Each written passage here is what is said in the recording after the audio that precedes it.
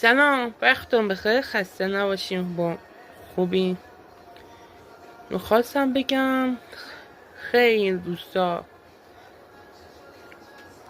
خسته میشدم با خاطر همین چیز، با خاطر فکری، سختی کار، سختی زندگی.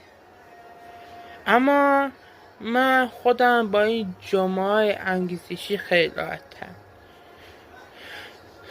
خیلی آدم رو دچار تصادم میکنه. بیا بریم یکم گوش کن. بخوام براتون باشه. به نام خدا شروع میکنم. بعد ببین چی میشه. رودخونه حرکت میکنه. درلا به درخت سیبا برمیخوره. از سیبای درخت لذت میبرید. آن تناسون میکنی. بعد دوباره بلاش ادامه میده.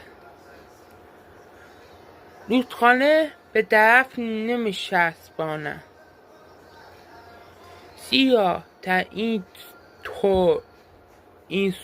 طوری حرکتشون متحد میکنه. به کوی زیبا میرسی به خاطر لذت گذاری همچین کوی زیبا سپاسگزاری میکنی و بلاش ادامه میدهی.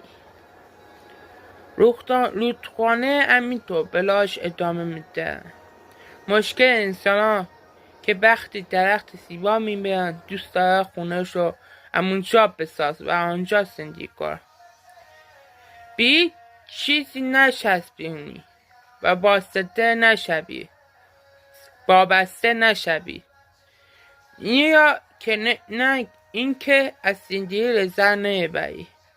در باره با چسبوندن وابسته نمیتونی لذت ببری.